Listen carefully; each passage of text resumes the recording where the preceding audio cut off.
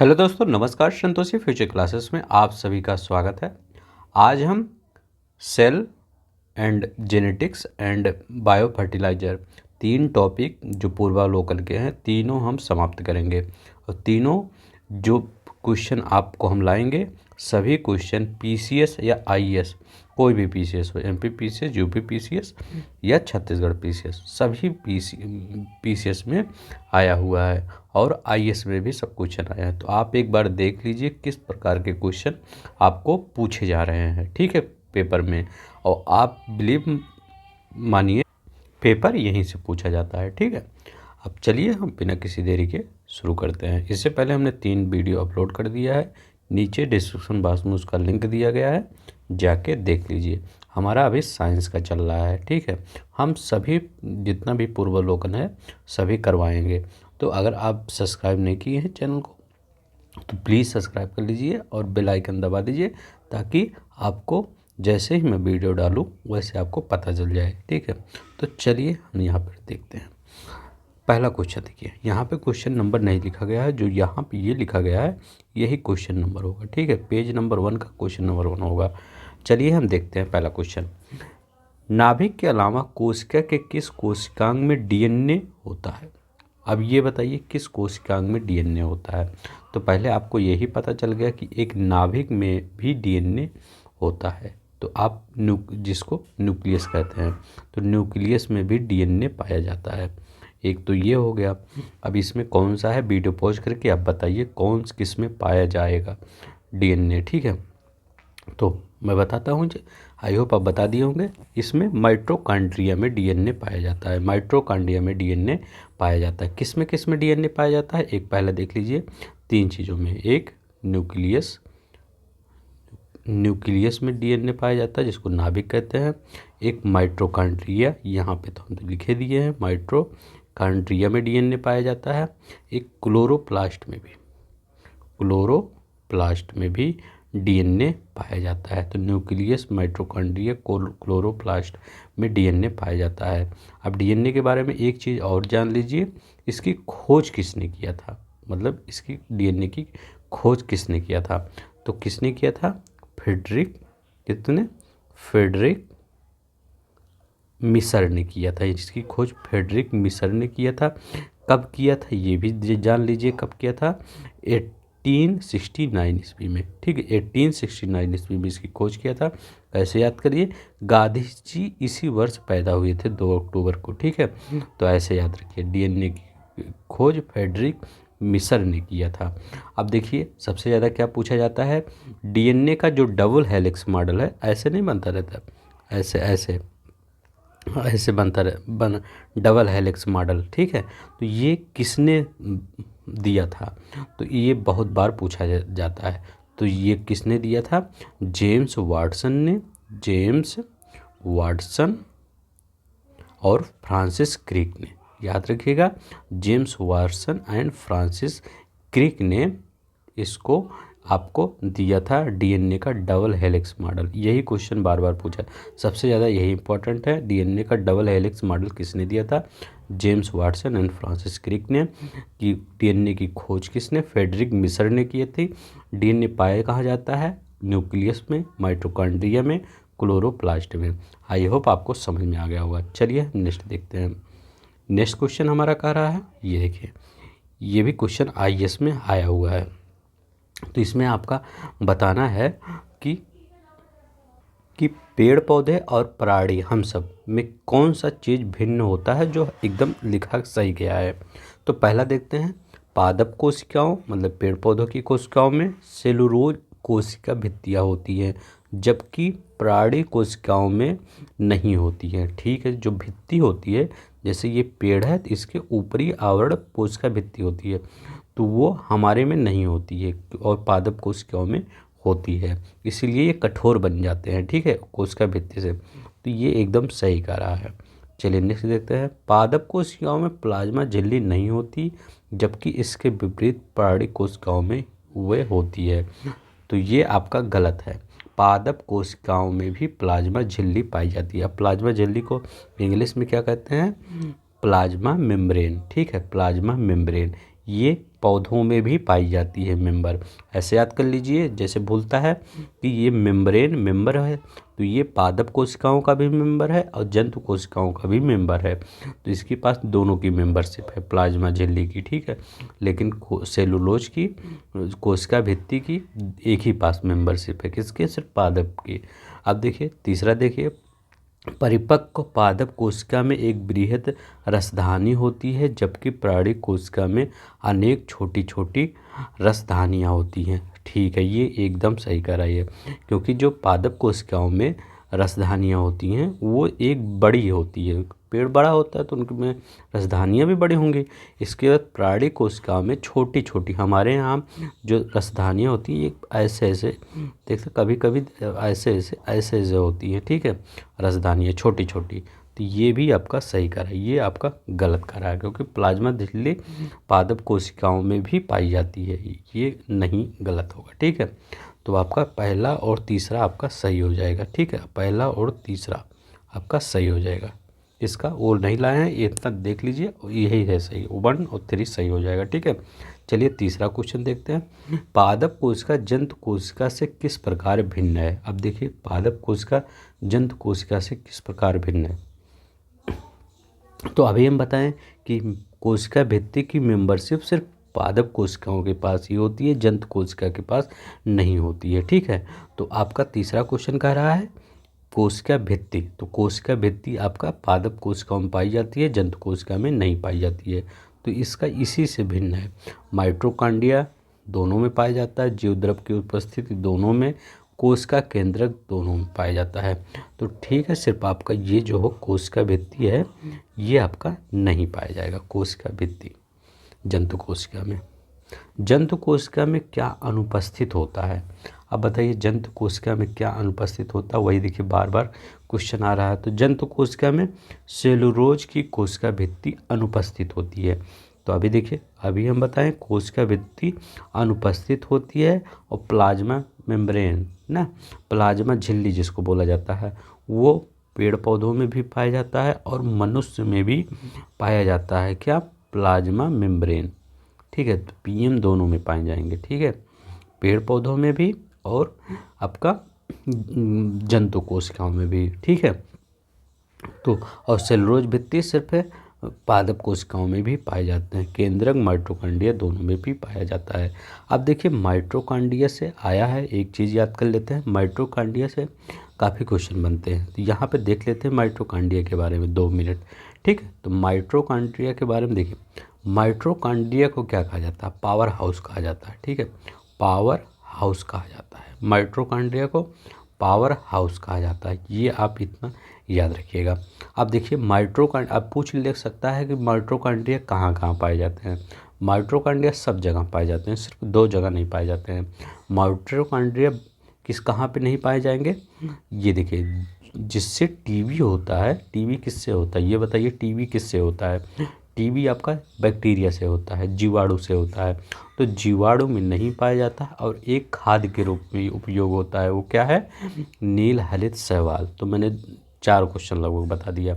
तो देखिए जीवाणु, ठीक है, तो अगर जीवाणु में देखा जाए और नील हरित, ब्लू ग्रीन एल्गी जिसको बोला जाता है, नील हरित और शैवाल जो होता है, ठीक है, यहाँ पे आपका माइटोकॉन्ड्रिया नहीं पाया जाता, इतना याद रखिएगा।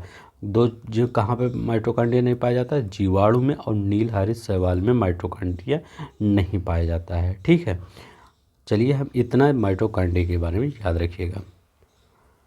अब देखिए वही क्वेश्चन आ गया, पावर हाउस किसको कहते हैं? तभी मैंने वो क्वेश्चन बताया। अब ये क्वेश्चन आप कर लेंगे, आर ओ मेंस 2013 में आया है। तो पावर हाउस, माइटोकॉन्ड्रिया को पावर हाउस कहते हैं, ठीक है। माइटोकॉन्ड्रिया ये कहाँ पे? क्रेब्स चक्र में ये सब होता है, ठीक है, याद रखिएगा। ये कोशिका भित्ति का शक्ति स्रोत क्या है? चलिए इसको बताइए, कोशिका भित्ति का शक्ति स्रोत क्या है? तो कोशिका भित्ति का शक्ति स्रोत बीपीएससी 2000 माइटोकॉन्ड्रिया है। अभी हम बताए थे कौन है? माइटोकॉन्ड्रिया है। अब देखिए यहाँ पे निम्नलिखित में से कौन सा सही है? अब देखिए इसमें कौन सा सही है? आईएएस का क्वेश्चन है तो अच्छा क्वेश्चन नहीं माना जाएगा। विषाणु जो वायरस होते हैं ये वायराइड एकल तंतु आरएनए अणु से बनते हैं। तो जो वायरस होते हैं ये आरएनए तंतु से बनते हैं, ठीक है। यही आपका सही है। अभी जो वायरस नहीं आया था वो कोरोना वायरस, वो सब आरएनए तंतु से ही बनते, अणु से बने होते हैं, ठीक है। तो आपका सी वाला सही हो जाएगा। 8वां क्वेश्चन हम देख लेते हैं। प्लाज्मा झिल्ली बनी होती है। चलिए ये क्वेश्चन बताइए, अच्छा क्वेश्चन है, ठीक है। प्लाज्मा झिल्ली किसकी बनी होती है? तो प्लाज्मा झिल्ली किसकी बनी होती है? प्रोटीन की और लिपिड दोनों की बनी होती है। किसकी? प्लाज्मा झिल्ली प्रोटीन और लिपिड की दोनों की बनी होती है। अभी आईएएस में क्वेश्चन क्या पूछा था कि प्लाज्मा झिल्ली केवल जंतु में पाए जाते हैं, पौधों में नहीं पाए जाते हैं। नहीं, ये गलत है। ये प्लाज्मा झिल्ली पौधों में भी पाए जाते हैं, पौधों में भी पाए जाते हैं और जंतु कोशिका दोनों में पाए जाते हैं, पौधों और जंतु दोनों में। अब आपको ये याद हो गया होगा, ठीक है। प्लाज्मा झिल्ली दोनों में पाए जाते हैं। किससे बने होते हैं? प्रोटीन से और लिपिड से बने होते हैं। तो आपका डी वाला आपका सही हो जाएगा। चलिए, प्रोटीन संश्लेषण किस कोशिकांग मतलब सेल ऑर्गन में से किन की भूमिका सबसे महत्वपूर्ण होती है? तो ये भी आईएएस का क्वेश्चन है। आईएएस का क्वेश्चन मैं इसलिए करवाता हूँ इसमें ज़्यादा, क्योंकि आईएएस के क्वेश्चन से आपके पीसीएस या आरओ में आने की ज़्यादा संभावना रहती है। आप पुराना पेपर उठा के देख लीजिए, आईएएस के लगभग क्वेश्चन पूछ लिए गए हैं, हो बहु वही क्वेश्चन, ठीक है। तो चलिए इस क्वेश्चन को आप बताइए। तो इसका आंसर आपका बी वाला हो जाएगा, ठीक है, बी वाला हो जाएगा। अंतःप्रदीप जालिका, एंडोप्लाज्मिक रेटिकुलम और राइबोसोम, ठीक है। तो प्रोटीन संश्लेषण में कौन? एंडोप्लाज्मिक रेटिकुलम और राइबोसोम, ये दोनों भूमिका। अगर कहीं भी राइबोसोम आ जाए, राइबो, तो आप प्रोटीन संश्लेषण उसको आँख मूंद के लगा दीजिएगा, ठीक है, सही हो जाएगा, ठीक है। तो ये प्रोटीन संश्लेषण में एंडोप्लाज्मिक रेटिकुलम और राइबोसोम भूमिका निभाते हैं। चलिए नेक्स्ट देखते हैं। प्राकृमिक कोशिका मृत्यु, प्रोग्राम्ड सेल डेथ के कोशिकीय और आणविक नियंत्रण, सेलुलर और मॉलिक्यूलर कंट्रोल को क्या कहते हैं? अच्छा क्वेश्चन है। तो इसको क्या कहते हैं? इसको कहते हैं एपोप्टोसिस। क्या कहते हैं? एपोप्टोसिस कहते हैं, ठीक है। एक बार इस क्वेश्चन को देख लीजिएगा बढ़िया से। चलिए हम नेक्स्ट देखते हैं 11 नंबर का। हमारे तंत्र में अधिकतम एटीपी अणुओं को उत्पन्न करने वाला पद है। तो बताइए कौन उत्पन्न करता है? तो अभी हम बताए हैं कि जो एटीपी होता है वो सब कहाँ पे क्रियाशील होता है? क्रेब्स चक्र में। यहीं से पे माइटोकॉन्ड्रिया का जो क्रेब्स चक्र होता है यहीं पे सब कुछ होता है, ठीक है। यहीं से हमारा वो वो मतलब क्या, जो श्वसन का पावर हाउस, ये श्वसन सब क्रिया होती है, यही होता है एटीपी, ठीक है। एक चीज़ और याद कर लीजिए, इसकी खोज किसने की थी?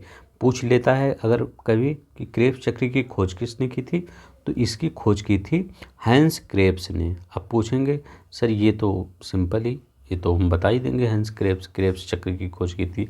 नहीं, जैसे हैंस क्रेब्स, अब वहाँ से लिख दिया जैसे मेंस क्रेब ना, तो आप कंफ्यूज हो जाएंगे। तो आप हैंस क्रेब्स याद रखिएगा, नहीं कंफ्यूज नहीं होंगे। इसकी 1937 में इसकी खोज की गई थी, ठीक है। और ये क्रेब्स चक्र कहाँ पे संचालित होता है? माइटोकॉन्ड्रिया में होता है, ठीक है। अब देखिए आधुनिक आनुवांशिकी विज्ञान का जनक कौन? अब जेनेटिक्स के क्वेश्चन आ गए। इतने ही क्वेश्चन आपके ये कोशिका से पूछे गए थे, ठीक है। तो कोशिका से जितने क्वेश्चन है एक बार आप वीडियो दोबारा जब देखेंगे 2 की स्पीड में देख लीजिएगा, ठीक है। तो चलिए हम नेक्स्ट देखते हैं। अब जेनेटिक्स से आ गए, ये भी काफ़ी अच्छा मेरा टॉपिक है, ठीक है। तो आप पहला क्वेश्चन देखिए, पहला क्वेश्चन क्या कह रहा है? आधुनिक आनुवांशिक विज्ञान का जनक कौन है? आधुनिक आनुवांशिक विज्ञान का जनक कौन है? तो सभी जानते हैं आधुनिक आनुवांशिक विज्ञान का जनक है ग्रेगर जॉन मेंडल, ठीक है। तो ग्रेगर जॉन मेंडल आधुनिक आनुवांशिक विज्ञान के जनक कहलाते हैं। ग्रेगर जॉन मेंडल है। इन्हें किस पर खोज किया था? तो ये पी के प्लांट पे खोज किया था, ठीक है। चलिए नेक्स्ट देखते हैं। मेंडल ने अपने चिर प्रतिष्ठित वंशागणित नियमों को प्रतिपादित करने में जिस जीवधारी का उपयोग किया था वह था, तो अभी हम बताए ना, इन्होंने किसका प्रयोग किया था? तो ये क्वेश्चन आप बताइए किसका प्रयोग किया था। देखिए पीछे 2002 में आया है। तो किसका प्रयोग किया था, गार्डन पी मटर। तो ये गार्डन पी मटर का प्रयोग किया था। याद रखिए पी मटर याद रखिएगा, कभी कभी दूसरा मटर दे देता है, ठीक है, सुगंधित मटर मटर दे देता है। ये देखिए यहाँ पे सुगंधित मटर ना, स्वीट पी मटर। तो आप मटर से कंफ्यूज हो जाएंगे तो आप वहाँ पे गलत क्वेश्चन कर देंगे। तो आपका गार्डन पी मटर होगा, ठीक है। चलिए नेक्स्ट देखते हैं 13 नंबर का क्वेश्चन। मेंडल के आनुवंशिकता का सिद्धांत किस पर आधारित है। तो बताइए मेंडल का जो आनुवंशिकता का सिद्धांत है वो किस पर आधारित है। तो ये किस पर आधारित है, आपका लैंगिक जनन पर आधारित है, ठीक है, लैंगिक जनन पर आधारित है। मैं जब वीडियो मतलब क्वेश्चन पढ़ूं तब आप वीडियो पॉज करके बताया करिए, अगर नहीं आ रहा है थोड़ा देर सोचिए, जब आप उसको सोचेंगे तो आपको याद हो जाएगा, ठीक है। तो लैंगिक जनन, मेंडल के आनुवंशिकता का सिद्धांत किस पर आधारित है, लैंगिक जनन पर आधारित है। चलिए नेक्स्ट देखते हैं। जीनोम चित्रण, जीनोम मैपिंग का संबंध है किससे है, जीनोम मैपिंग का। तो जीनोम मैपिंग का सिद्धांत किससे है, तो ये जीन्स का चित्रण, जीन्स का चित्रण है, इसी पे जीनोम का है। ये देखिए यूपीपीसीएस 2002 में आया है, तो ठीक है। तो अगर जीन्स का चित्रण हो रहा है तो ये जीनोम मैपिंग हो रहा है, ठीक है। 16 नंबर का देखते हैं, काफ़ी ज़्यादा क्वेश्चन है इसलिए हम ज़्यादा समय आपका नहीं लेंगे। हमारे शरीर में आनुवंशिकता की इकाई को कहते हैं। अब बताइए, अब जैसे आनुवंशिकता की इकाई क्या है, इकाई मतलब सबसे छोटी क्या है, जो सब आनुवंशिकता की सबसे छोटी इकाई क्या कहलाता है, डीएनए कहलाता है या जीन कहलाता है। इसी दोनों में आप कंफ्यूज होंगे या गुणसूत्र में भी कंफ्यूज होंगे, ठीक है। तो देखिए ये डबल हेलिक्स जो मॉडल होता है, ये ईस्वी में जो ये होता है, इस पे एटीपी ये एडिनोसाइनोन ये सब नहीं जुड़ा होता है एटी से, इसी के ऊपर जीन लगा होता है। ये डीएनए है, पूरा डबल हेलिक्स मॉडल का डीएनए है, तो ये सबसे छोटी थोड़ी हुई। तो जो इसी के बीच में ये जीन होता है यही सबसे छोटी होती है। तो आपका जीन आप भूलेंगे नहीं, जीन जो होती है वो सबसे छोटी इकाई होती है। नेक्स्ट क्वेश्चन चलते हैं, देखते हैं। देखिए अब ये वाला क्वेश्चन वीडियो पॉज करके आप बताइए क्या हो सकता है इसमें। जीन है डीएनए का एक भाग है, तो डीएनए और हिस्टोन का भाग है, या डीएनए और आरएनए हिस्टोन का तीनों का भाग है, या उपरोक्त सभी। तो अभी हमने बताया जो डबल हेलिक्स मॉडल होता है किसने दिया था, वाटसन और क्रिक ने दिया था। तो ये जब डबल हेलिक्स मॉडल होता है, ये जो जुड़ा होता है इसी के अंदर जीन होता है, ठीक है। तो जीन किसका भाग है, डीएनए का। आरएनए हमने कहीं यहाँ देखा, पढ़ा कहीं नहीं ना। तो सिर्फ हिस्टोन पढ़ा, कहीं नहीं पढ़ा। तो सिर्फ ये डीएनए का भाग होता है, जीन आपका डीएनए का भाग होता है। अब देखिए यहाँ पे जेनेटिक कोड की विशिष्ट विशेषताएं क्या है, ये क्वेश्चन बताइए। एमपीपीसीएस में आया है, यहाँ भी देखिए थोड़ा सा टफ क्वेश्चन दे दिया है।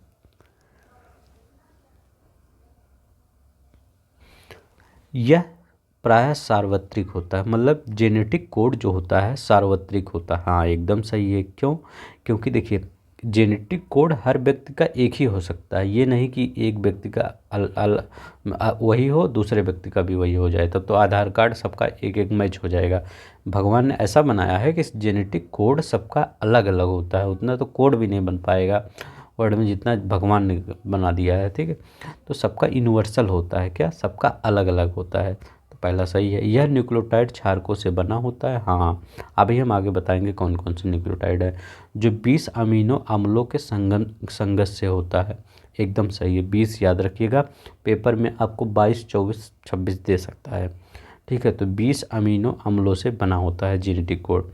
यह अंतर ब्याई और गैर स्पष्ट कोमा रहित, ठीक है। तब इसको हम बता देते हैं कि ये क्या कह रहा है कि अंतर्व्यायिक मतलब नॉन ओवरलैपिंग। इसमें नॉन ओवरलैपिंग इसका मतलब होता है ये मतलब इंग्लिश में नॉन ओवरलैपिंग मतलब होता है ये गैर स्पष्ट, नॉन एम्बिजियस। तो गैर स्पष्ट, नॉन एम्बिजियस और कोमा रहित, कॉमन लेस, ये ठीक है, यह होता है, ठीक है। तो ऐसा होना भी चाहिए, क्योंकि ओवरलैप हो जाएगा तो एक दूसरे का मिल जाएगा।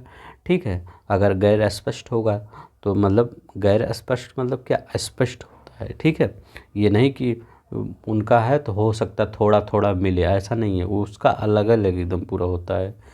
इसमें एक प्रारंभक और समापन कोडान होता है, ये भी आपका सही है। ये तीनों आप याद रख लीजिएगा, बहुत ही इम्पोर्टेंट है। इसमें एक प्रारंभक और एक समापन कोडान होता है, तो आपका तीनों आपका सही हो जाएगा। कौन सा? तीनों आपका सही हो जाएगा। चलिए हम नेक्स्ट देखते हैं। जीन के भीतम अनुक्रम के आधार पर परिवर्तन कहलाता है। ठीक है, तो क्या बोला, जो जीन के अंदर होता है, अब ये डीएनए का हेलिक्स मॉडल होता है, ये जीन के भीतर जो परिवर्तन होता है उसको क्या कहते हैं? तो जैसे वायरस आया था हमारा, ये जो कोरोना वायरस, उसमें क्या होता है, म्यूटेशन हो रहा था। तो ये वायरस था, इसमें ऐसे ऐसे लगा था पूरा ऐसे ऐसे। ठीक है, तो वो म्यूटेशन होकर ज़्यादा लग जा रहा था उसमें, तो वो ज़्यादा खतरनाक बन रहा था। तो म्यूटेशन को हिंदी में उत्परिवर्तन कहते हैं। ठीक है, तो परिवर्तन के जनक ह्यूगो डू ब्रीज होते हैं। ठीक है, हमको बता दिए हैं पहले, हम जितने वीडियो 3 वीडियो डाले हैं उसमें पूरा डिटेल में समझाए हैं हमने। ठीक है, ट्रिक से समझाए हैं। ठीक है, हमने क्या बताया था, उत्परिवर्तन को कैसे याद करेंगे? उत्परिवर्तन थोड़ा टफ लग रहा है तो ह्यूगो डी ब्रीज को भी टफ लग रहा है, तो दोनों याद हो जाता है। ठीक है, तो ये आपका हो जाएगा, उनके भीतर, जीन के भीतर क्या होता है, उत्परिवर्तन, म्यूटेशन होता है। ठीक है, देखिए पीसीएस 2020 में क्वेश्चन आया है। ठीक है, ये कोरोना जब आ रहा था ना, उसी समय ये आया था, ताकि लोगों को पता चले। ठीक है, जीव के आनुवांशिक लक्षण संतान में ले जाए जाते हैं किसके द्वारा? जो जीव के आनुवांशिक लक्षण होते हैं वो संतान में किसके द्वारा ले जाए जाते हैं? अच्छा क्वेश्चन है। तो ये क्रोमोजोम के द्वारा, तो क्रोमोजोम के द्वारा जो जीव का आनुवांशिक लक्षण है वो लिए जाए जाते हैं क्रोमोसोम के द्वारा। ठीक है, याद रखिएगा, अच्छा क्वेश्चन है। अभी देखिए, अभी हमने आपको क्या बताया कि जीन्स जो होते हैं, जीन जो होते हैं अधिकतर डीएनए के भाग होते हैं। अभी हमने बताया कि ये जो डीएनए है इसी के भाग होते हैं, वो जीन आपका ना। तो ऐसा एक कुछ बताइए जो आरएनए के भाग हों, कुछ विषाणु ऐसे बताइए जो आरएनए के भाग हों, उसमें डीएनए ना हो, आरएनए के भाग हों। तो एक वायरस होता है, उस वायरस का नाम है रियो वायरस। याद रखिएगा, पूछ सकता है कि ये जो सभी जीन होते हैं वो तो मान लीजिए डीएनए का भाग होते हैं, लेकिन कुछ ऐसे वायरस बताइए जो आरएनए के भाग होते हैं। तो ये एक रियो वायरस, याद रखिएगा, इंग्लिश में भी लिख देते हैं आपका रियो वायरस। ठीक है, वायरस। ठीक है, तो रियो वायरस आपका, ये आपका किसके है, ये आपका आरएनए का भाग है। ये इंपॉर्टेंट क्वेश्चन है। ठीक है, मैं बता दिया हूँ। ठीक है, तो 21वां क्वेश्चन, अगर आपको थोड़ा सा पसंद आ रहा होगा तो प्लीज़ सब्सक्राइब कर दीजिए चैनल को। ठीक है, तो सब्सक्राइब कर दीजिए और वीडियो को लाइक कर दीजिए। जीव कोशिकाओं के आनुवांशिक लक्षणों के नियंत्रण में निम्नलिखित में से कौन सा उत्तरदायी है? अब बताइए। तो इसमें मुझे लगता है कुछ बताने की ज़रूरत नहीं, इसमें ऑप्शन भी सिंपल दे दिया है। अगर आपका जीन दिया होता, डीएनए दिया होता तो आप कन्फ्यूजन होते ना। तो देखिए यहाँ पे डीएनए है। तो अगर आनुवांशिक लक्षण, जेनेटिक्स की बात करें तो डीएनए सब कुछ करता है। ठीक है, चलिए हम 22 नंबर का देखते हैं। डीएनए की निम्नलिखित में से किस विशिष्टता से उसे पीढ़ी दर पीढ़ी आनुवांशिक सूचना संग्रह करने और प्रेषण करने के लिए अद्वितीय रूप से उपयुक्त बनाया? मतलब इनका कहने का मतलब है कि जो, अब आईएएस का क्वेश्चन है तो थोड़ा सा हिंदी क्लिष्ट रहेगी। ठीक है, तो ये मैं बता देता हूँ, इनका कहने का मतलब है जो डीएनए एक दूसरे पीढ़ी से, जैसे ये पापा मम्मी हो गए तो ये लड़के पैदा हो गए, तो ये एक, फिर इनके लड़के पैदा हो गए, तो ये एक पीढ़ी से दूसरी पीढ़ी जब जाते रहते हैं तो ये कौन से कारण से जाते रहते हैं, मतलब कौन सी उनकी विशिष्टता गुण होता है जिससे वो जाते रहते हैं? तो 2 स्टैंडर्ड की पूर्णता। ठीक है, ये क्वेश्चन अच्छा क्वेश्चन है, याद रखिएगा। 2 स्टैंडर्ड की पूर्णता के कारण ये एक, मतलब एक आनुवांशिक से दूसरे दर पीढ़ी जाते रहते हैं। ठीक है, नेक्स्ट क्वेश्चन देखते हैं। गुणसूत्रों की वंशागत का सिद्धांत किसने दिया था? अच्छा क्वेश्चन है, झारखंड पीसीएस 2021 में अभी जल्दी आया है। ये नया क्वेश्चन जुड़ा है, देख लीजिए। गुणसूत्रों के वंशागत का सिद्धांत किसने दिया था?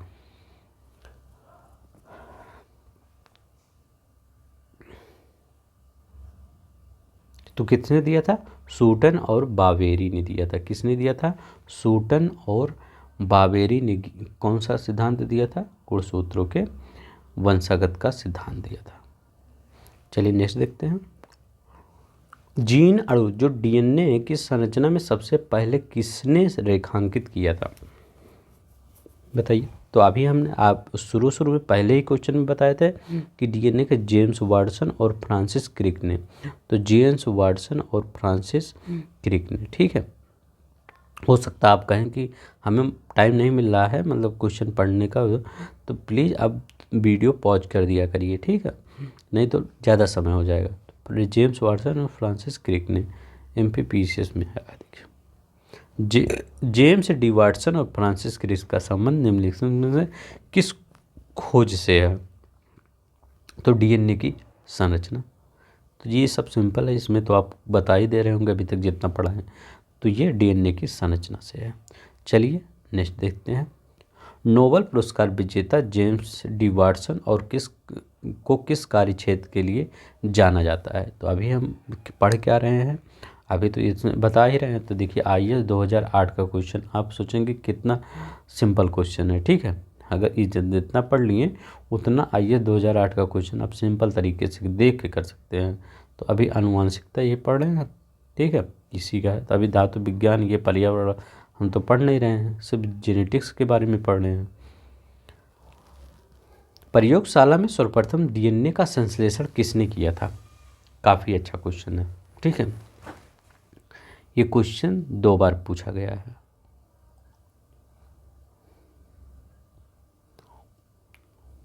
ठीक है, तो किसने किया था? हरगोविंद खुराना ने। अगर आपका कहे डीएनए का संश्लेषण किसने किया था, तब हरगोविंद खुराना लिखेंगे। अगर कहेंगे प्रोटीन का संश्लेषण किसने किया था, तब भी आप हरगोविंद खुराना ही लिखेंगे।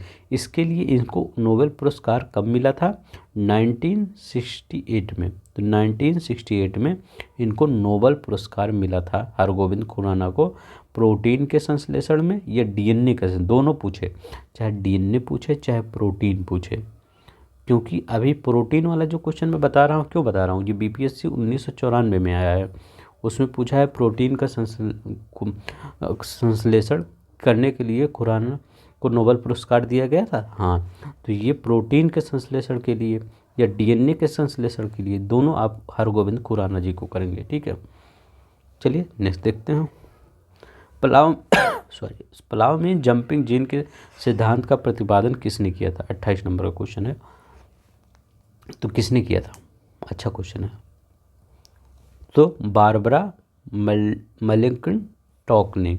तो बारबरा मलिंगटॉक ने किया था जंपिंग जीन का प्रतिपादन। नेक्स्ट देखते हैं। डीएनए में उपलब्ध कौन सा यौगिक अमीनो अम्ल नहीं बनाता है? अब देखिए, पहले मैं थोड़ा सा आपको समझा देता हूँ, तब आपको पता चल जाएगा क्या है। अब देखिए, जीओ में 2 प्रकार के न्यूक्लिक अम्ल होते हैं। कितने प्रकार के? 2 टाइप्स के न्यूक्लिक अम्ल होते हैं, ठीक है। 2 टाइप से न्यूक्लिक अम्ल होते हैं, याद रखिएगा। न्यूक्लिक एसिड होते हैं। कौन कौन सा होता है? एक होता है डीएनए होता है, और एक होता है आपका आरएनए होता है। याद रखिए, डीएनए और आरएनए ये 2 न्यूक्लिक अम्ल होते हैं, ठीक है, ये जीव के कोशिकाओं में। अब देखिए, ये जो न्यूक्लिक अम्ल के संयोजन में जो प्रत्येक न्यूक्लिक अम्ल बनता है, उसमें 4 प्रकार के न्यूक्लियोटाइड भाग लेते हैं, और डीएनए में 4 प्रकार के न्यूक्लियोटाइड भाग लेते हैं। अब आप पूछेंगे ये 4 प्रकार के न्यूक्लियोटाइड कौन से हैं? आरएनए में 4 प्रकार के न्यूक्लियोटाइड भाग लेते हैं। तो अभी मैं बता रहा हूँ कौन कौन से 4 प्रकार के न्यूक्लियोटाइड भाग लेते हैं डीएनए के निर्माण में, आरएनए के निर्माण में। तो देखिए, अगर आपका डीएनए के निर्माण में पूछा जाए कि कौन कौन से न्यूक्लियोटाइड भाग लेते हैं, तो आप क्या कहेंगे? एडेनिन, पहला लिख लीजिए, एडीनिन, एडीनिन, ठीक है। दूसरा क्या है? ग्वानिन, तो ग्वानिन। एडेनिन, ग्वानिन, थाइमीन, ठीक है, थाइमीन, ठीक है, और साइटोसिन, साइटोसिन, ये किसके न्यूक्लियोटाइड, ये किसके निर्माण में, डीएनए के निर्माण में।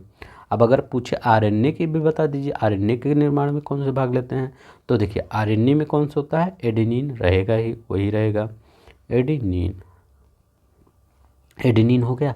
ग्वानिन, ये भी आपका वही रहेगा, ग्वानिन भी वही रहेगा, ठीक है। यूरेसिल यही चेंज हो जाएगा, यूरेसिल, मेरी राइटिंग थोड़ा सही नहीं है, प्लीज़ आप देख लीजिएगा, इसके लिए मैं सॉरी बोलता हूँ। और तीसरा क्या होता है, साइटोसिन, साइटोसिन, ठीक है। तो ये आपका क्या होता है, ये आपका एडेनिन, ग्वानिन, यूरेसिल, साइटोसिन, ये यूरेसिल आपका चेंज होता है, थाइमिन, यूरेसिल, थाइमिन इसमें होता है, इसमें यूरेसिल होता है, ठीक है। तो आपका डीएनए और आरएनए अब समझिए। अब टायरोसिन, हमें डीएनए में, डीएनए पूछ रहा है तो डीएनए में टायरोसिन कहीं दिख रहा है आपको, नहीं दिख रहा, तो यही आपका हो जाएगा 20वां तीसरा क्वेश्चन, देखने की ज़रूरत नहीं है, ऑप्शन देखने की ज़रूरत नहीं है, ठीक है। सी और डी आपको यहीं से पता चल गया कि टायरोसिन नहीं होता, एडेनिन होता है, ग्वानिन होता है, थाइमीन होता है और साइटोसिन होता है, ठीक है। डीएनए में, आरएनए में adenine, guanine, uracil, cytosine. DNA में मौजूद शर्करा होती है, बताइए डीएनए में मौजूद शर्करा कौन सी होती है, तो इसमें कौन सी शर्करा होती है, राइबोसोम होती है, ये शर्करा होती है, कौन सी शर्करा, डी राइबोसोम होती है। चलिए नेक्स्ट देखते हैं, राइबोज्म होते हैं, तो राइबोज्म क्या होते हैं, राइबोजाइम्स, तो राइबोजाइम्स क्या होते हैं बताइए, तो राइबोजाइम्स ये आरएनए होते हैं, ठीक है, तो आरएनए अणु होते हैं, यही सो, ठीक है, राइबोजाइम्स आरएनए अणु होते हैं। चलिए नेक्स्ट देखते हैं, ये देखिए, किसी भी प्रजाति में गुणसूत्रों की संख्या क्या होती है, आयु के साथ बढ़ती है, क्या हमारा जब आयु 5 साल का होता है तो हमारे में 23 जोड़ी गुणसूत्र होते हैं, और जब हमारा उम्र हो जाता है 50 साल तो हमारा क्या 48 जोड़ी गुणसूत्र थोड़ी हो जाएंगे, हमारा तो स्थिर ही रहेगा ना, 23 जोड़ी जीवन भर रहेगा, तो वही स्थिर रहता है, तो इसमें कोई कुछ करने की ज़रूरत ही नहीं थी आपकी। तो अभी हम पता चल गया कि हमारे अंदर कितनी जोड़ी गुणसूत्र होते हैं, 23 जोड़ी गुणसूत्र होते हैं। अब देखिए किसमें लिंग गुणसूत्र नहीं होता है, तो किसमें लिंग गुणसूत्र नहीं होता, अच्छा क्वेश्चन है ये, बताइए यूपी से 2004 में आया है, ठीक है। तो इसमें आपका छिपकली में लिंग गुणसूत्र नहीं होता है, किसमें, छिपकली में लिंग गुणसूत्र नहीं होता है। तो इनका लिंग निर्धारण कैसे होता है, ये पर्यावरणीय ताप से ये अपना लिंग निर्धारण करते हैं, क्या, पर्यावरणीय ताप, इन्वायरमेंटल टेम्परेचर से, ठीक है। साधारण मानव में गुणसूत्र होते हैं, तो साधारण मानव में गुणसूत्र कितने होते हैं, तो अभी हम बताएं 23 जोड़ी, तो जोड़ी मतलब डबल, ठीक है, जोड़ी मतलब डबल, तो डबल से गुणा कीजिए तो 46 हो जाएगा, 46 जोड़ी गुणसूत्र होते हैं, किसमें, मानव में 46 जोड़ी गुणसूत्र। अभी मैं इसके बारे में पूरा डिटेल में आपको बताऊंगा। मानव की कोशिकाओं में पाए जाने वाले गुणसूत्रों की संख्या होती है, गुणसूत्र जोड़ों की संख्या होती है, कभी कभी ऑप्शन में यहाँ 46 दे देता है, यहाँ 23 दे देता है, और हम जोड़े नहीं देखते, जोड़े इसको नहीं देखते, हम लिखा है लेकिन हम देखते नहीं, हम जल्दी से भी इसको कट के चले जाते हैं, जो कि आपका गलत हो जाता है, ठीक है। जोड़े पूछ रहा है तो मतलब 23 जोड़े होता है, ठीक है। चलिए अगर आपको पसंद आ रहा होगा तो प्लीज़ सब्सक्राइब कर दीजिए, ऐसे ही आपको वीडियो मिलता रहेगा। देखिए साइंस जैसा टफ कुछ सब्जेक्ट को कितने अच्छे से बता रहे हैं, तो अगर और सब्जेक्ट पूर्वावलोकन का आएगा तो कैसे कितना अच्छा लगेगा। मानव के संतान में लिंग निर्धारण, सेक्स डिटर्मिनेशन में स्त्रियों की प्रमुख भूमिका होती है, स्त्रियों में 2 एक्स गुणसूत्र होते हैं। हाँ देखिए आज हमारे जो समाज का जो चरित्र है वो अब बेनकाब होगा, यहाँ पे कैसे न हो, अभी मैं बेनकाब करता हूँ। लिखा गया है मानव के संतान में लिंग निर्धारण स्त्रियों की भूमिका होती है, ठीक है। तो पहले मैं बता देता हूँ इसको पूरा, तभी अभी आपको देखिए, ये आपका मेल है, ये आपका फीमेल है। कितने जोड़ी? 23 जोड़ी होते हैं। तो मैं पहले 22 लिख देता हूँ प्लस 1, इसमें भी 22 प्लस 1, बस मतलब 23 जोड़ी होते हैं। तो सब मिला के कितनी हो जाता है? 22 जोड़ी। कितना मतलब मेल में अगर पूरा देखा जाए तो हमारा कितना होता है? कितना? 44 प्लस एक्स वाई। अगर मेल में पूछा जाए तो 44 प्लस एक्स वाई ना। देखिए 44 हो गया, 44 एक 45 एक 46 हो 46 हो गया। अब देखिए यहाँ पे 46 हो गया। वैसे फीमेल में भी 44, लेकिन यहाँ एक्स वाई नहीं रहेगा, यहाँ एक्स यक्स रहेगा। अब देखिए यहाँ पे यक्स यक्स रहेगा, ठीक है। अब देखिए क्या होता है, यहाँ भी इनका 46 हो गया। अब देखिए जो सेक्स का डिटर्मिनेशन होता है ये इन्हीं के, अगर देखिए लड़का होना है तो इनका वाई लिया जाएगा, ठीक है, यही तो डिटरमाइन कर रहे हैं, और इनका यक्स लिया जाएगा। तो पुरुष का वाई और इनका यक्स, तब जाके लड़का। तो डिटरमाइन यही कर रहे हैं लोग। अभी जैसे किसी के यहाँ पहले पुराने ज़माने में ये चलता था, अभी भी कई लोग के यहाँ चलता है कि लड़की ने लड़का हुआ लड़की नहीं हुई तो उनको मतलब घर से निकाल दिया जाता था कि उनका वंश नहीं चलेगा, ये है सब बेकार की चीज़ें वो अभी भी चलती हैं। तो ये मनुष्य ही इसके लिए जिम्मेदार है। क्या जिम्मेदार? मतलब अगर देखा जाए तो कोई जिम्मेदार नहीं, लड़का लड़की सब बराबर हैं, ठीक है। तो जिम्मेदार कोई नहीं है, लेकिन यहाँ पे हमारे यहाँ ये भ्रांतियाँ फैली हैं। तो ये मनुष्य ही जिम्मेदार है, मेल ही जिम्मेदार है, फीमेल जिम्मेदार कुछ नहीं है उसमें, ठीक है। तो 44 X Y, 44 X X female, 44 X Y male होता है, ठीक है। तो आपका ये वाला गलत हो गया। स्त्रियों में 2 एक्स एक्स है, हम बताएं स्त्रियों में 2 एक्स एक्स होता है। तो देखिए 1 एक्स और ये 2 एक्स एक्स, तो ये वाला सही है। तो आपका आर ए गलत है, आर सही है, ये गलत है, ये सही है। अभी देखिए इस पे पुरुष जीन संगठन होता है, तो अभी हम बताएं पुरुष वाला मेल वाला 44 प्लस यक्स वाई, 44 2 46, तो यक्स वाई ये देखिए बीपीएससी में आया है। आप कैसे कर दे रहे हैं क्वेश्चन। अभी देखिए और मनुष्य में क्रोमोजोम के मिलने से बालक का जन्म होता है। बालक कैसे बनेगा? पुरुष का वाई और स्त्री का यक्स जब मिलेंगे तब किसका जन्म होगा? बालक का जन्म होगा। सी वाला आपका सही होगा, ठीक है। अब देखिए इसमें देखते हैं,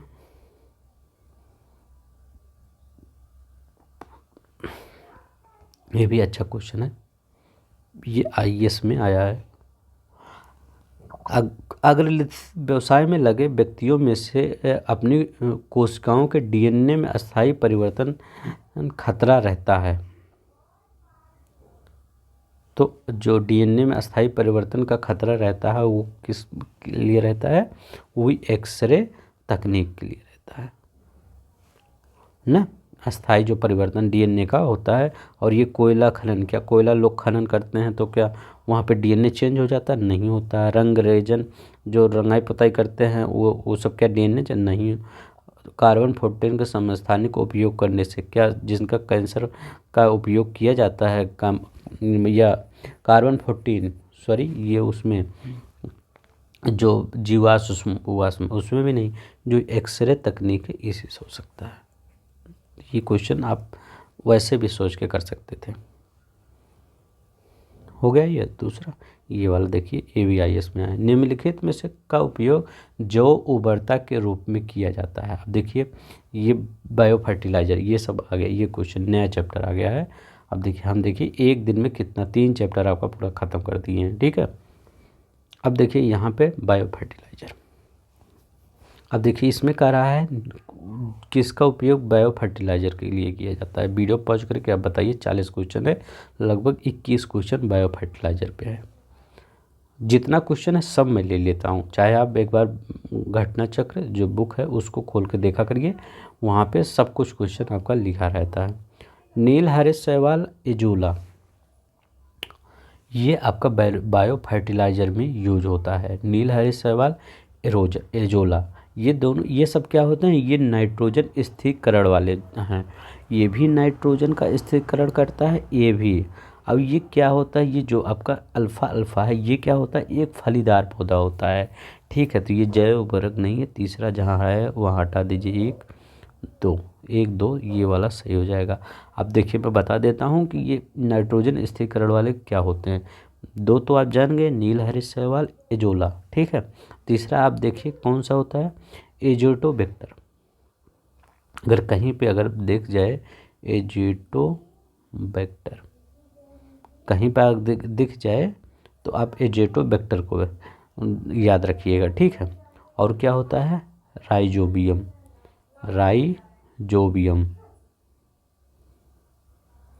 ठीक है, एजेटोबैक्टर, एजोस्पिरिलम, एजो ये भी आपका नील हरित नाइट्रोजन स्थिरीकरण वाले हैं। ठीक है, और फास्फोर जो क्या होता है, जो फास्फोरस को स्थिरीकरण करते हैं, जो फास्फोरस के घुलने में जो उपकरण है उसको है स्यूडोमोनास एस्परजिलस। ठीक है, बेसिलस सुल्वस। अभी हम आगे बता देंगे उसको। चलिए, इसका आपका बी वाला सही। निम्नलिखित कौन जैव उर्वरक के रूप में उपयोग होता है। तो अभी हम बताएं, राइजोबियम होता है, नील हरित शैवाल होता है, एजोला होता है। तो उपयुक्त सभी हो जाएगा। ठीक है, तीनों हो जाएगा, राइजोबियम, नील हरित शैवाल, एजोला, ये नाइट्रोजन फिक्सेशन में काम आते हैं तीनों। निम्नलिखित में से कौन सा एक नाइट्रोजन स्थिरीकरण करने वाले जीव नहीं है। अच्छा क्वेश्चन है, बताइए।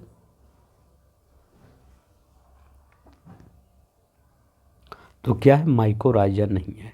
ठीक है, आपका एनाबीना है। एनाबीना कहाँ रहता है, ये एजोला जो होता है एक जलीय फर्न होता है। एजोला पहले याद रख लीजिए, जलीय फर्न एजोला, ये इसी पे एनाबीना इसी के पत्ते पे रहता है एनाबीना। नो स्टॉक ये भी है, एजोटोबैक्टर ये भी है। तो आपको माइकोराइजा नाइट्रोजन स्थिरीकरण में सहायक नहीं करता है। ठीक है, एनाबेना याद रखिएगा, एनाबेना है, नो स्टॉक, एजोटोबैक्टर। अब देखिए यहाँ पे आपका 43 नंबर, निम्नलिखित में से कौन एक जैव उर्वरक का स्रोत है। तो जैव उर्वरक का स्रोत है, तो अभी हम पढ़ते आ रहे हैं एजोला। एजोला कई बार हम पढ़ाए हैं। ठीक है, तो एजोला भी आपका जैव उर्वरक का स्रोत है। एजोला हुआ, नील हरित शैवाल हुआ, नो स्टॉक हुआ, नो स्टॉक याद रखिएगा, नो स्टॉक, एनाबीना,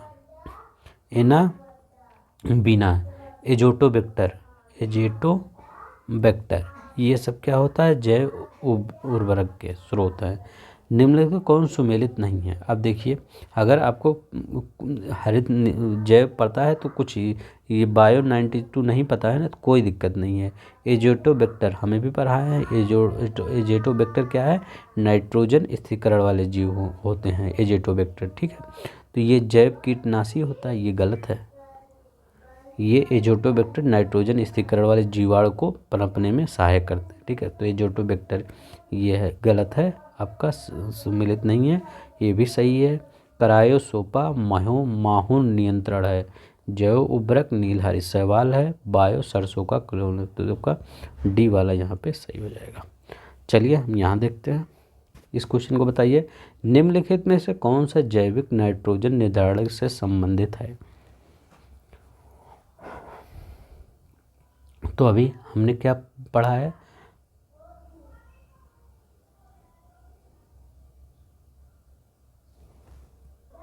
तो जो पढ़ा है वही दिख रहा है। ठीक है, तो चलिए, नीला हरित शैवाल यूपी पीसीएस 2019 में आया है। ठीक है, जैविक नाइट्रोजन, देखिए अभी कह रहे हैं पीसीएस में रिपीट नहीं होता ना, ये सब क्वेश्चन देखिए, ये देखिए ये क्वेश्चन कब आया, 2003 और 2003 में आया है। अब ये 2019 में आया है। अभी भी नहीं, कम से कम 50-60 क्वेश्चन आपको प्रीवियस ईयर से ही मिल जाते हैं। नील हरित शैवाल का उपयोग नत्रजन मतलब नाइट्रोजन आपूर्ति हेतु किया जाता है। तो किस में, धान में, बाजरे में, मक्के में, गेहूं में, तो किस में, धान में। नील हरित शैवाल का उपयोग किस में किया जाता है, धान में किया जाता है। ठीक है, चलिए नेक्स्ट देखते हैं, निम्नलिखित में कौन सा सुमेलित नहीं है। अब देखिए यहाँ पे एजेटोबैक्टर गेहूं में, ठीक है, यहाँ पे क्या है राइजोबियम लेगुमिनस मटर में, ठीक है, नील हरीश शैवाल धान, एजोला, एजोला कहाँ है, ये कह रहा है मक्का में, मक्का में नहीं, अभी हम बता रहे हैं ये सब धान में यूज किया जाता है। अभी एजोला हम बताएं, नील हरीश शैवाल बताएं, ये सब किस में यूज किया जाता है, धान में। एजोटोबैक्टर याद रख दीजिए, एजोटोबैक्टर गेहूं में यूज होता है एजोटोबैक्टर, ठीक है। तो ये भी नाइट्रोजन फिक्सेशन करता है, ठीक है। तो ये कहाँ पे यूज होता है, गेहूं में, एजेटोबैक्टर। नील हरीश शैवाल धान में, एजोला आपका धान में, यहाँ धान लिख लीजिए। पीसीएस 2017 में आया है, अच्छा क्वेश्चन है। निम्न में से साथ मिलाने से एजोला का अच्छा उर्वरक, मतलब अगर पूछ रहा है कि एजोला को किसके साथ अगर मिला दिया जाए तो एक अच्छा उर्वरक बन जाता है। तो अभी बता रहे हैं कि धान में ही डाला जाएगा, तो धान में क्या डाला जाता है, नील हरीश शैवाल डाला जाता है, उसके साथ क्या एजोला भी डाला जाता है। अभी यहाँ एजोला पढ़े हैं ना यहाँ पे, तो वहीं पे यहाँ देखिए इतना अच्छा क्वेश्चन था। एजोला ये सहजीवी का भूमिका निभाता है, एजोला और नील हरीश शैवाल दोनों सहजीवी का भूमिका निभाता है, ये भी क्वेश्चन कहीं पूछा गया है। एजोला बहुधा जैव उर्वरक में प्रयोग किया जाता है क्योंकि यह सहचारी की भूमिका निभाता है। तो किसके साथ सहचारी की भूमिका निकालता है, ये नील हरीश शैवाल के साथ सहचारी की भूमिका निभाता है, याद रखिएगा, नील हरीश शैवाल के साथ। जलीय फर्म जिसे जैव उर्वरक के रूप में प्रयुक्त किया जाता है वह है, क्या है बताइए। अभी हम बताए थे वहाँ, यहीं ऊपर लिखे थे, यहाँ लिखे थे हम जलीय फर्न, ठीक है। तो जलीय फर्न लिखे थे, तो उसको हम क्या लिखे थे, एजोला लिखे थे, एजोला। तो यही होता है एजोला, जलीय फर्न क्या होता है आपका, एजोला होता है, ठीक है। अभी हम बताए थे एनाबीना जो होता है इसी एजोला के पत्ते पे रहता है, ठीक है। तब इसको यही जो होता है आपका जो एनाबीना होता है यही नाइट्रोजन का स्थिरीकरण करता है और उस उपज की क्षमता में वृद्धि करता है, एजोला के ही। देखिए पीछे RO 2014 में आया हुआ है जलीय फर्न। अगर आपको जलीय फर्न पता है तब भी आप कर लेंगे इस क्वेश्चन को। निम्नलिखित में से कौन सा सूक्ष्मजीव जैव उर्वरक के रूप में उपयोग होता है, जैव उर्वरक के रूप में कौन उपयोग होता है बताइए। अच्छा क्वेश्चन किस लिए है, RO में आया है, यूपीपीसी 2012 में आया है। तो कौन सा है, साइनोबैक्टीरिया, ठीक है। तो साइनोबैक्टीरिया मतलब क्या, वही नील हरीश शैवाल, ठीक है। कितनी बार रिपीट हो रहा है साइनोबैक्टीरिया। आप पूरा वीडियो देखिए, चैनल को सब्सक्राइब कर दिए, लाइक करिए, पूरा आपको पूर्वावलोकन मिल जाएगा, ठीक है। कभी कभी लगता है कि पूर्वावलोकन पढ़ने से लगता मोटी है, इससे देखिए हम कितना अच्छे से आपको करवा दे रहे हैं। निम्नलिखित में से कौन सा फास्फेटी उर्वरक, अभी हम नाइट्रोजनी देखे थे ना, अब हम फास्फेटी उर्वरक कौन है। अब देखिए नाइट्रोजनी पहले देख लेते हैं कौन है, राइजोबियम है। तो राइजोबियम आपका क्या है, फास्फेटी है। ब्लू ग्रीन एल्गी, ठीक है, ब्लू ग्रीन एल्गी आपका नाइट्रोजनी है। एजोला आपका क्या होता है, एजोला आपका नाइट्रोजनी होता है। अब देखिए कौन सा मतलब क्या कहना, फास्फोरस का स्थिरीकरण करता है।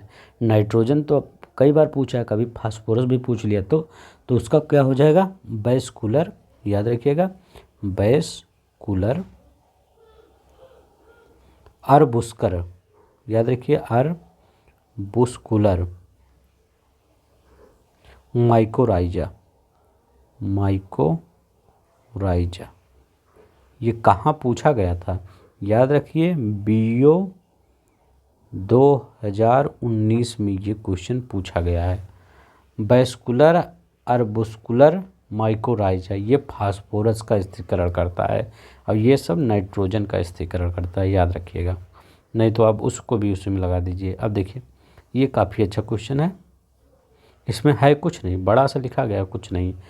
ये बायोचार होता है, ये बायोचार होता क्या है, ये जानते हैं बायोचार होता क्या है, जो कृषि अपशिष्ट नहीं होता, जैसे धान, गेहूँ, ज्वार, ये सब।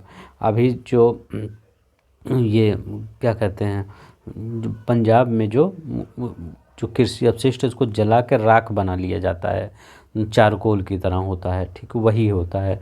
तो उसको अगर खेत में डालें देखेंगे तो क्या होता है, यही क्वेश्चन इसमें पूछ रहा है, IAS 2020 में आया है। तो उसको खेत में डालने से क्या होता है। ऊर्ध्वाधर खेती में वृद्धि कर मध्यम अंश के रूप में प्रयुक्त होता है, ये भी सही है। जब बायोचार विद्युत माध्यम में अंश के रूप में प्रयुक्त किया जाता है तो वह नाइट्रोजन यौगीकरण और सूक्ष्म जीवों की वृद्धि को बढ़ावा देता है, सही है। जब बायोचार विद्युत का अंश के रूप में प्रयुक्त किया जाता है तो वह जल धारण, मतलब इनका क्या कहने का मतलब है, जो वो चारकोल की तरह उपयोग होता है, कार्बन युक्त चारकोल, उसके से क्या क्या लाभ बताया गया है यहाँ पे।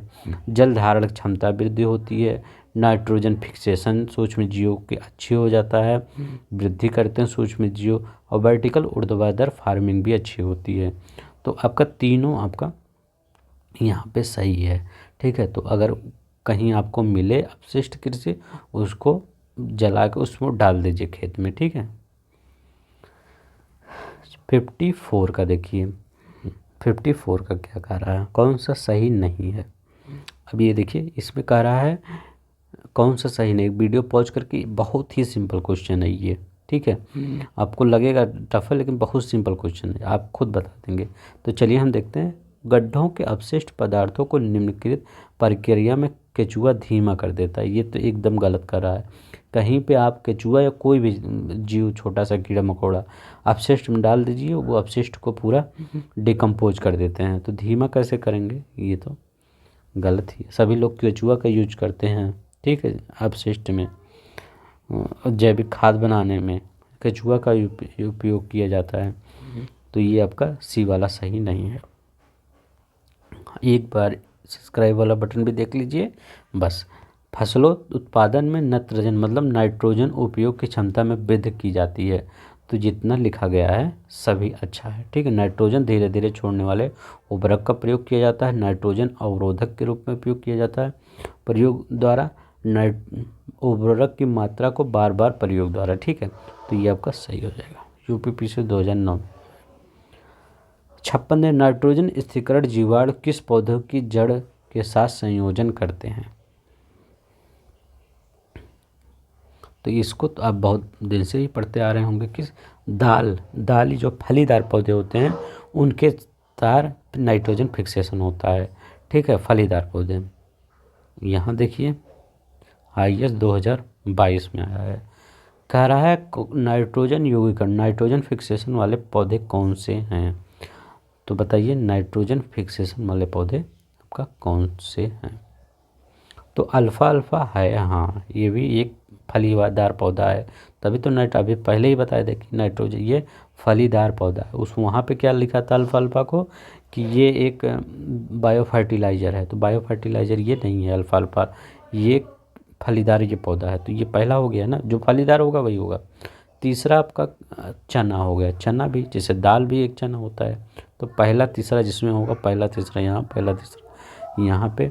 और क्या होता है, चितपतिया घास, ये आपका चितपतिया घास। तो चितपतिया घास भी आपका ये करता है। तो 1 3 4 पहला वाला सही हो जाएगा, ठीक है। 2022 में आया है। पालक जहाँ पे देखिए, यहाँ भी कट गया, ये भी कट गया, ये भी, क्योंकि पालक तो हम कभी पढ़े ही नहीं है, तो पालक नहीं है। ऐसे ही क्वेश्चन देख लीजिए, ये भी कट गया, ये भी कट गया। चलिए देखते हैं, इनमें से कौन सा पौधा नाइट्रोजन स्थिरीकरण में सहायक नहीं है। बताइए कौन सा पौधा जो है जो नाइट्रोजन स्थिरीकरण में सहायक नहीं है। अभी हमने कितना पढ़ा, हम क्या कर रहे हैं, जो फलीदार पौधे होते हैं वो सब सा। तो इसीलिए धान में क्या डाला जाता है, नील हरित शैवाल ना, साइनोबैक्टीरिया। तो ये नील हरित शैवाल क्या है, इसीलिए डाला जाता है। अगर सहायक होते तो डाला क्यों जाता, तो यही होता है नाइट्रोजन स्थिरीकरण में सहायक नहीं होता धान। सोयाबीन में नाइट्रोजन स्थिरीकरण, नाइट्रोजन मतलब नाइट्रोजन फिक्सेशन होता है, के लिए जिम्मेदार बैक्टीरिया है। अच्छा क्वेश्चन है, कौन सी बैक्टीरिया जिम्मेदार है। Rhizobium japonicum. तो राइजोबियम जैपोनिकम ये जिम्मेदार होता है किसमें, सोयाबीन में जो नाइट्रोजन फिक्सेशन के लिए जिम्मेदार है, तो राइजोबियम जैपोनिकम याद रखिएगा, आ सकता है। चलिए हम नेक्स्ट देखते हैं। लेग हीमोग्लोबिन पाई जाती है, बहुत ही अच्छा क्वेश्चन है। देखिए बहुत ही अच्छा क्वेश्चन है, इंपॉर्टेंट क्वेश्चन है। कहाँ पाई जाती है, तो लेग हीमोग्लोबिन, तो लेग से लेग है, तो लेग से लेग, लेग्यूम मूल ग्रंथियों में। कभी कभी हम वहाँ पे जानते हैं, वहाँ पे लोग क्या कर देंगे, मानव रुधिर में, हीमोग्लोबिन मानव रुधिर में, पैर में पाई जाती है, तो ऐसा नहीं है, लेग मूल ग्रंथियों में पाई जाती है। लेगूम मूल ग्रंथियों, लेगूम मतलब मटर वाला जो सिस्टम होता है वही। अब देखिए किस जंतु को भून का कीटनाशक जोतने वाला कहा जाता है, सबसे अच्छा क्वेश्चन है, इसका आप आंसर कमेंट बॉक्स में दीजिएगा। ये सिंपल भी क्वेश्चन है, आप कर लेंगे, मुझे विश्वास है, कितना पढ़ा दिया हूँ आप कर लेंगे, ठीक है। तो आज के लिए बस इतना ही। अगर आपको पसंद आ रहा होगा तो प्लीज़ अपने आप दोस्तों को शेयर करिए, लाइक कर दीजिए और वीडियो को और चैनल को सब्सक्राइब कर दीजिए। धन्यवाद, नमस्कार, जय हिंद, जय भारत।